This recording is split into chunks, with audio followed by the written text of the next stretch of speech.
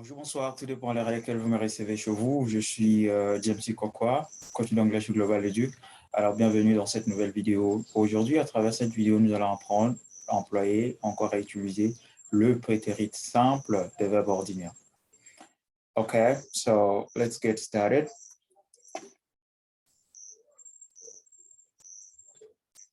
OK, alors, le prétérit simple.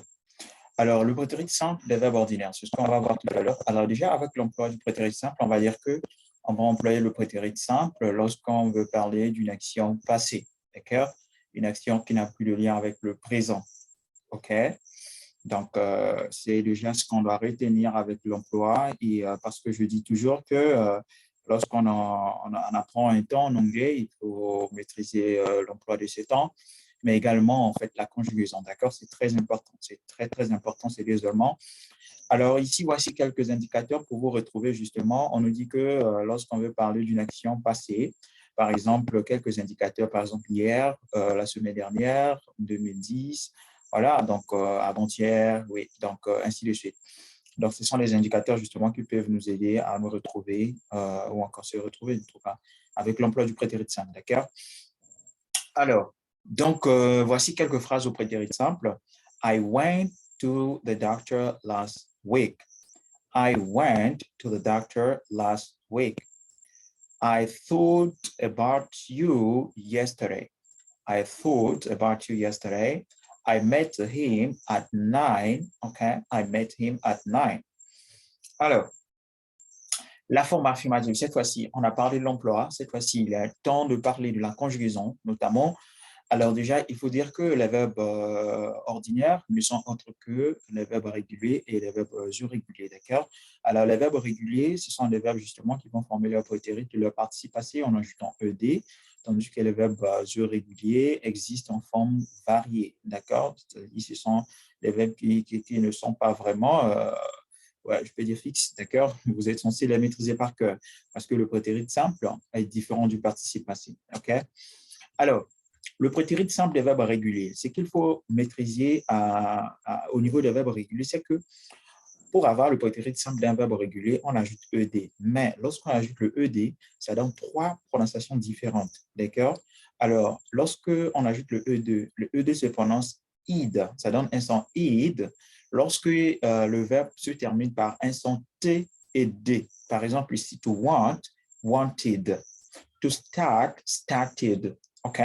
Maintenant, à l'exception de ces deux consonnes, tous les autres consonnes, devant eux, les E2 se prononcent T. D'accord? Par exemple, work, worked. Kiss, kissed. OK? Maintenant, devant les sons voyelles, alors le ED va cette fois-ci se prononcer D.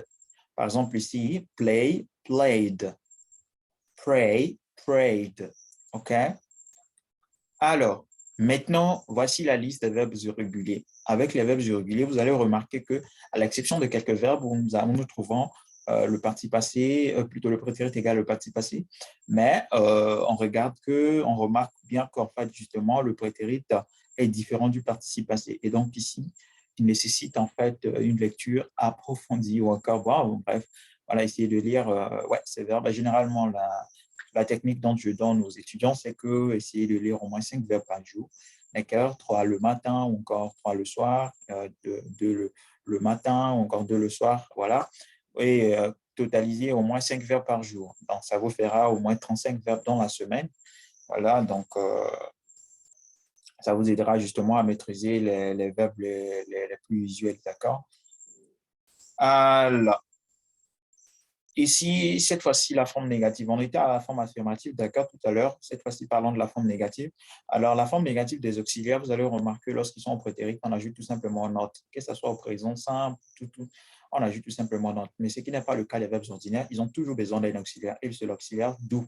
Alors ici, par exemple, dans la négation des verbes ordinaires au prétérit, on va utiliser l'auxiliaire d'où, mais cette fois-ci, son passé, on va utiliser did plus le not, d'accord? Alors, qui donne did not. La forme contractée, par exemple, ici, I was going there. Alors ici, c'est une phrase qui est au présent parfait plutôt qui est au prétérit continu. Bref. I was going there. La forme contractée, I wasn't going there. OK? I did not tie the knot. OK? La forme contractée. I didn't tie the knot. OK? I did not lie about my feelings. La forme contractée. I didn't lie about my feelings. OK? Alors, vous allez remarquer qu'en fait, la forme contractée semble être un peu plus rapide, n'est-ce pas? D'accord? C'est la forme justement beaucoup utilisée par les natifs, donc je vous conseille justement de vous familiariser avec. Alors, la forme interrogative, c'est justement, on commence toujours avec l'auxiliaire, ensuite vient le sujet, le verbe et le complément. D'accord? Ici, par exemple, did you find your wallet? Did you listen to what she said? Was he happy? Who could tell? Okay. Who can tell, sorry. Was he happy? Who can tell? OK. OK, voici un exercice pour vous, d'accord?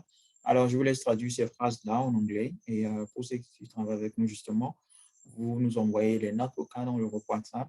On va corriger la prononciation, ensuite également le temps. Alors, moi, je vais traduire justement une seule phrase. Après, OK, je prends la première phrase, pourquoi pas. C'est la phrase la plus facile, n'est-ce pas? Donc, je dirais, j'étais à l'école hier. I was at school yesterday. Alors, traduisez le reste de ces phrases-là, justement. Alors, ça vous aidera de vous pratiquer le prétérit simple. Alors, thank you so much. I wish you have a good day. See you guys.